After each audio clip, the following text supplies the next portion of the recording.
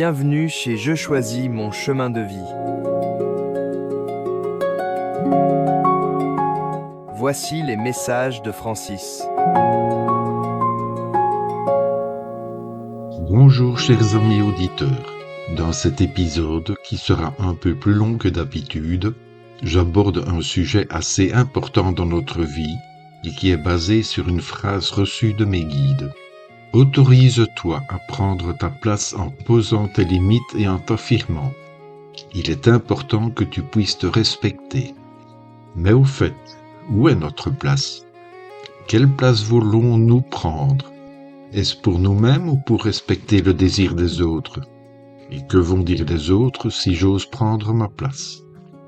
Voilà déjà de nombreuses questions qui me viennent directement à l'esprit, et ce ne sont que les premières d'une importance plus ou moins grande, car elles conditionneront toute notre vie. Je vais quand même essayer de répondre à toutes ces questions, tout en sachant que c'est quasi une mission impossible, car cela concerne l'essence même de la personne que nous sommes et de la vision que nous avons de nous-mêmes. Je garderai une dernière question d'une importance capitale pour la fin. La première question est de savoir où est ma place. Qui parmi vous ne s'est jamais senti complètement déphasé en pensant que vous n'êtes pas à votre place? C'est mon cas, et en plus, j'ai l'impression de ne pas être non plus à la bonne époque. Mais je suis ici et maintenant, alors j'essaye de vivre ma vie en tenant compte de cela pour la rendre la plus complète et heureuse possible. Donc, je peux en déduire que si je suis là où je suis, c'est que c'est ainsi que cela doit être, et je ne peux rien y changer de toute façon. C'est du moins vrai pour l'époque, car rien ne m'empêche de déménager vers mon endroit de rêve, mais est-ce justement le bon endroit, celui où je dois être? Rien n'est moins sûr. Pour cela, il faut se faire confiance, mais surtout faire confiance à son intuition et aux messages que l'on reçoit et qui nous donnent des informations très précises, pour autant que l'on en tienne compte. Je vous le dis tout de suite, cela demande beaucoup de courage, car les réponses ne sont parfois pas réjouissantes ou à l'opposé de notre rêve, car bien des rêves ne sont que la projection de nos envies terrestres, très loin de la mission que nous avons reçue avant notre naissance. Cela peut vous paraître bizarre, mais notre paix intérieure ne sera atteinte qu'à ce prix. Mes ateliers et mes groupes de parole répondent mieux à cette approche, même si l'esprit cartésien guide vos pas. Il arrive un moment où la science ou votre éducation atteint ses limites et ne répond pas à la question que vous vous posez. Il faut oser sortir de sa zone de confort et ouvrir son esprit. Je le conçois, ce n'est pas une chose facile, car cela bouscule toutes nos valeurs et nos certitudes. Mais je suis justement là pour vous y aider. La deuxième question que je posais est encore plus dérangeante. Suis-je à la place qui me convient et correspond-elle à mon désir? La première réponse, c'est vous qui la détenez. Êtes-vous heureux ou heureuse dans votre vie? Êtes-vous épanoui ou épanouie dans votre vie? Encore une fois, cela demande une réponse franche et ne vous mentez pas. C'est le point de départ d'une recherche personnelle et approfondie qui nécessite la plus totale honnêteté envers vous-même. Si vous vous dites oui, alors que tout en vous dit non, vous avez déjà un début de réponse, car au final, toutes les situations que vous rencontrerez vous indiqueront que vous vous mentez et viendront immanquablement perturber votre vie pour l'orienter vers celle qu'elle doit être. Posez-vous les bonnes questions, mais surtout, acceptez les réponses comme elles arrivent, et même celles qui ne vont pas dans le sens que vous voulez ou espérez, car c'est en les acceptant et en réalisant ce qu'elles vous apportent que vous trouverez la bonne réponse, celle qui vous apportera le bien-être intérieur. La troisième est encore plus déstabilisante, car elle vous place face à vous-même, et la réponse peut être assez violente en restant franc ou franche avec vous-même. Est-ce pour moi-même ou pour respecter le désir des autres que je suis là où je suis actuellement? Dans ce monde actuel, où tout est orienté vers le paraître et la possession plutôt que d'être qui nous sommes réellement, avec le risque d'être rejetés peu ou prou par notre entourage? Avons-nous fait un choix guidé par notre volonté ou celui de la société pour rester dans la norme et la conformité, même si on ne s'y plaît pas? Chacun aura sa vérité, celle avec laquelle il ou elle se sentira en sécurité, mais à quel prix? Il ne m'appartient pas de vous dire que c'est bien ou mal, car c'est votre choix, et c'est vous qui devrez vivre avec lui.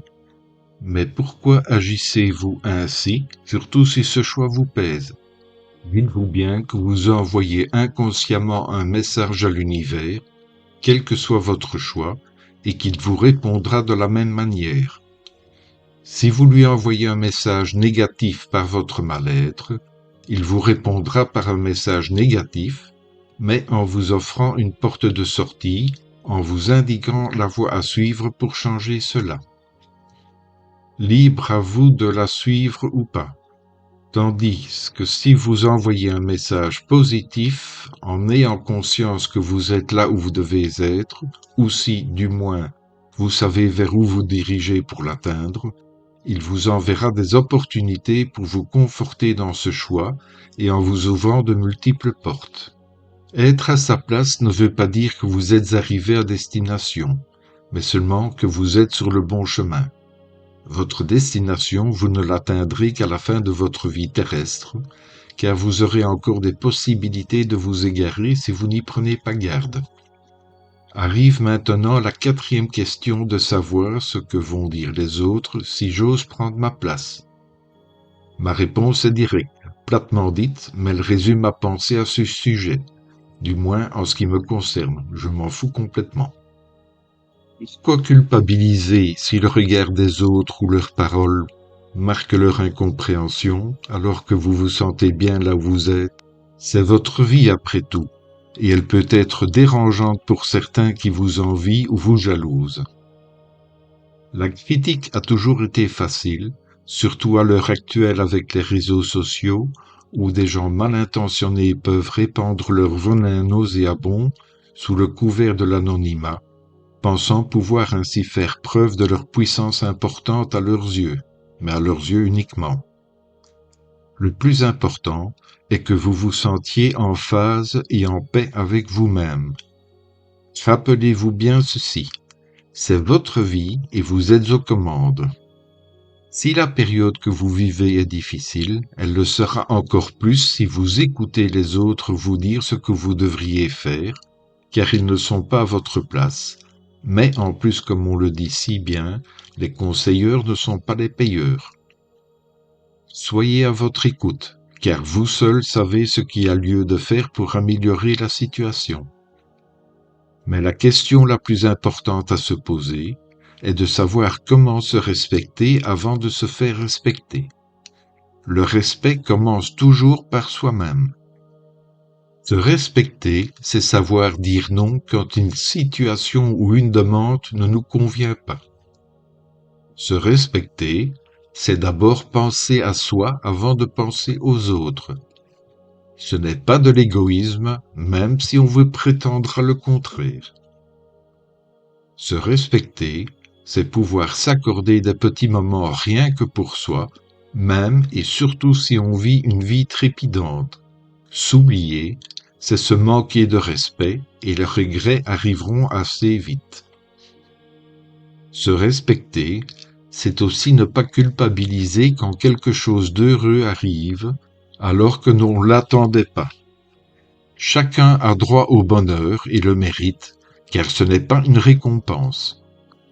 Se respecter, c'est aussi et surtout nous placer au centre de notre vie. Ce n'est pas évident, car la critique essaiera de vous faire changer d'avis afin de répondre à l'envie de l'autre personne.